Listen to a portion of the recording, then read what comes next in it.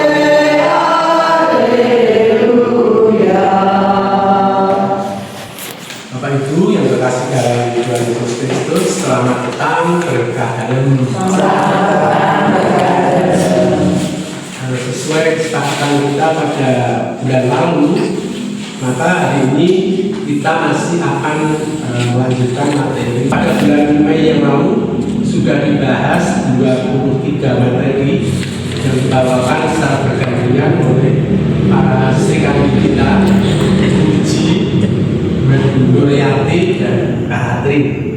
Pemandunya kok semua perempuan, nah saya untuk bapak-bapak saya ditugaskan terakhir ini.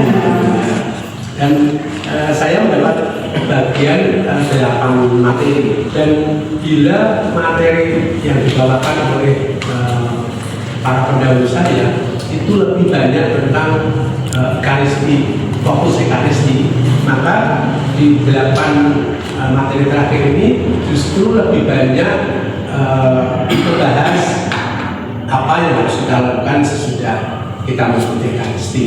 Jadi kita akan membahas misi sesudah misa. Kita akan membahas tentang perutusan Tuhan sesudah kita mengikuti ekaristi. Setelah kita diberkati Tuhan, maka tugas kita adalah menjadi berkat bagi orang lain. Saya mencoba mengelompokkan dari 8 materi yang dibahas itu, sehingga akhirnya menjadi 3 kelompok besar, yaitu yang pertama, ekaristi merupakan puncak belas kasih Allah bagi yang lemah, miskin, tersingkir, dan menderita. Dan yang kedua, ekaristi sebagai sumber segala kebaikan. Dan yang ketiga, ekaristi sebagai inspirasi yang menggerakkan. Yang terakhir yang lalu, itu Mbak Katrin sudah membahas tentang ritus penutup. Dan masih ingat ya Bu ya? Nah, saya hanya ini menambah sedikit saja tentang ritus penutup ini karena ada kaitannya dengan apa yang akan kita bahas pada selanjutnya. Saya ingin bertanya pada Bapak Ibu sekalian, apakah Bapak Ibu ingat kata-kata apa yang diucapkan oleh Romo setelah Romo memberikan berkat penutup tidak bisa? Apa kata-kata itu? Bisa sudah selesai. Pulang saudara-saudari pergilah bisa selesai. Dan biasanya itu kan dilakukan ya sama Romo. Ada yang ingat lagunya bagaimana? Saudara-saudari pergilah misa sudah selesai. Misa sudah selesai. Misa sudah selesai. Syukur kepada Allah. Ini ada sesuatu yang menarik dari sisi melodi. Lagu itu dibuat dengan nada yang menggantung. Nada yang seakan-akan belum selesai. Saudara-saudari pergilah misa sudah selesai.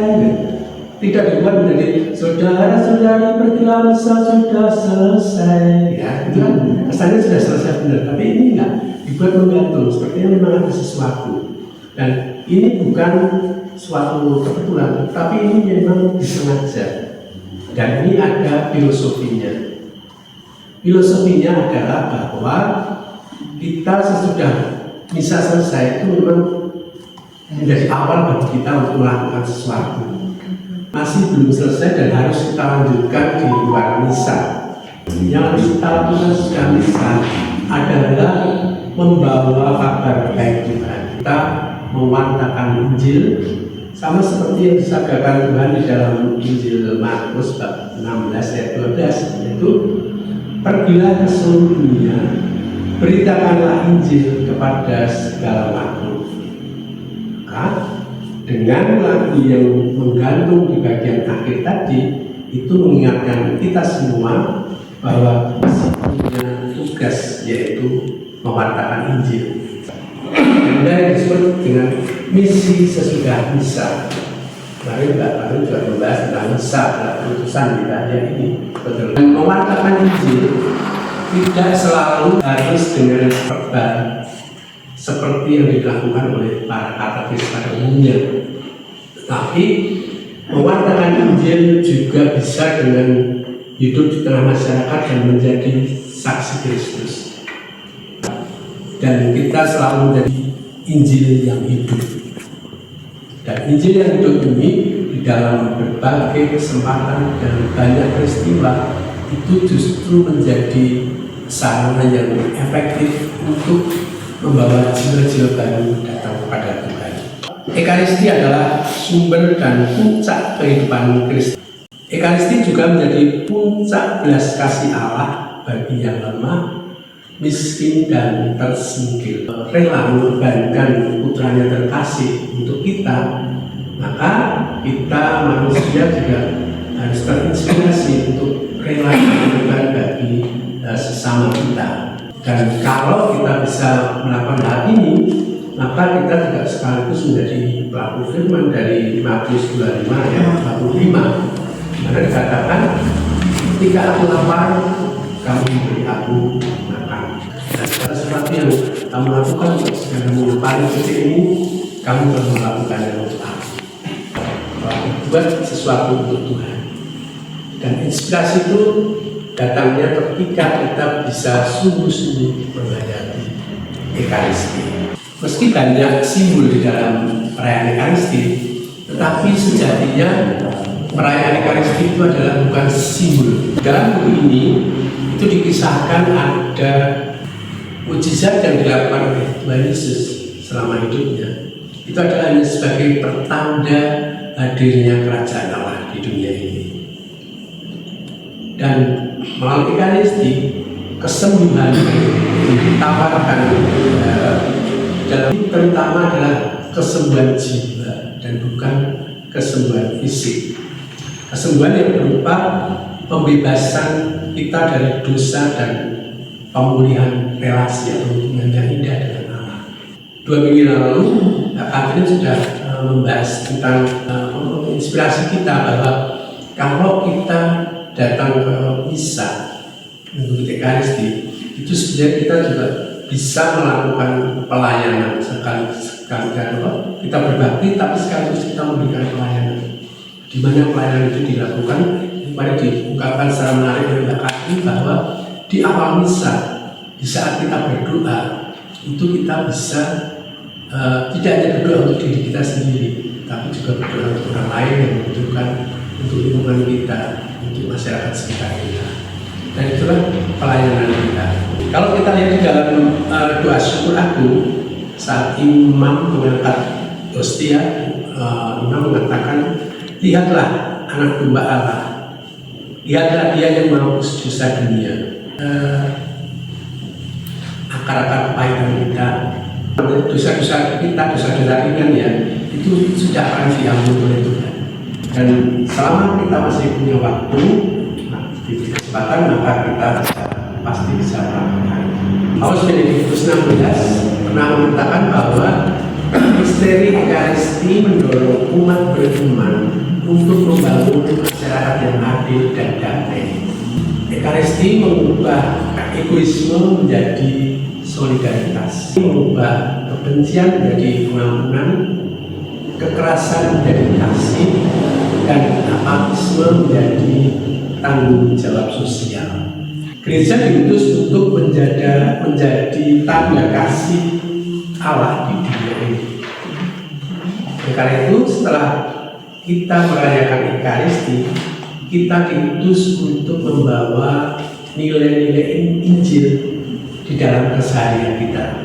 Semua sudah sangat-sangat sering melakukan aksi sosial, dan itu bukan sama sekali bukan sesuatu yang benar.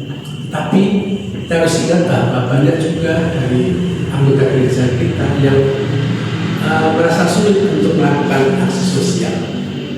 Mereka merasa nyaman dengan keberadaannya sendiri yang tidak begitu peduli dengan dunia di luarnya. Mereka berada dalam zona nyaman dengan tidak bergerak, dengan tidak mengulurkan tangan. Dan itu harus diakui. Dan orang-orang seperti inilah yang diharapkan melalui Ekaristi itu bisa tergerak untuk melakukan sesuatu, mampu melakukan hal itu. Ekaristi mampu menggerakkan gereja untuk keluar dari zona nyaman. Nah, kita kemudian bertanya, siapa atau apa di dalam Ekaristi itu yang butuh menggerakkan kita, yang mampu mendorong kita? Jawabnya adalah sabda Tuhan. Karena sabda Tuhan adalah Tuhan sendiri. Maka saya kita mendengar Tuhan adalah sang sabda. Ketika kita mendengar Ibu Yati sebagai lektor membaca bacaan pertama dan kedua di gereja, kemudian kita mendengar Romo membaca Injil, maka kemarin sudah disampaikan juga oleh Mbak Katrin bahwa saat itu sebenarnya kita tidak sedang mendengar, tapi kita sedang bertemu langsung dengan Tuhan sendiri. Kita sedang bersentuhan dengan Tuhan secara langsung melalui sabda itu. Karena firman itu adalah Tuhan sendiri. Seperti dikatakan dalam Injil, ayat yang sangat ikonik dari Injil Yohanes bab 1 ayat 1, dikatakan bahwa pada mulanya adalah firman.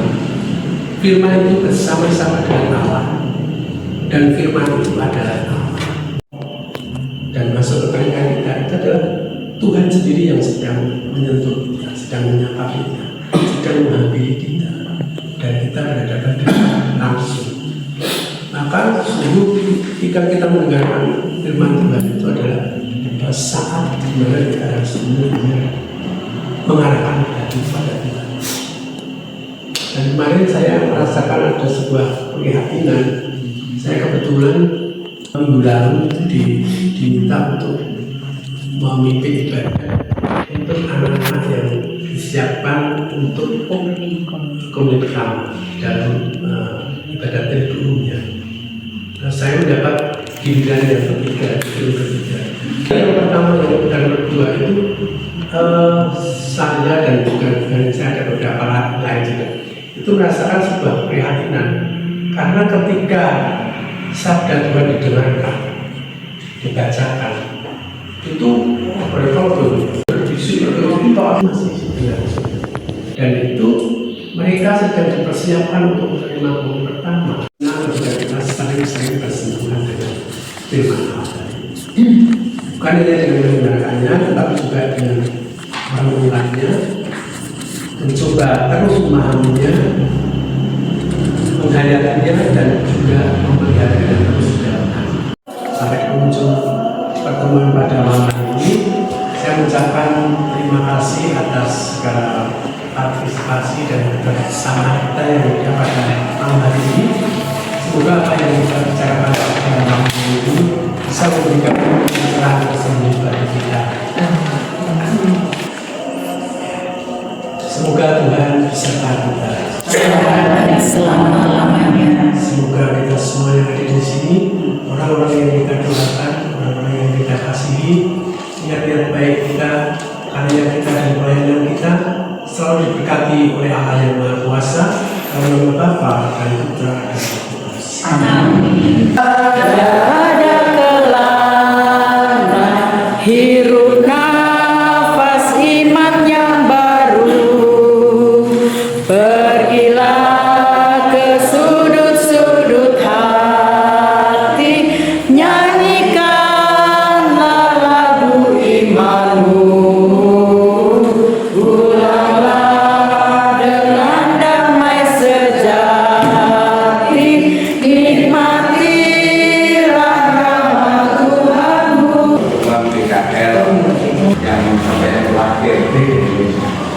kasih.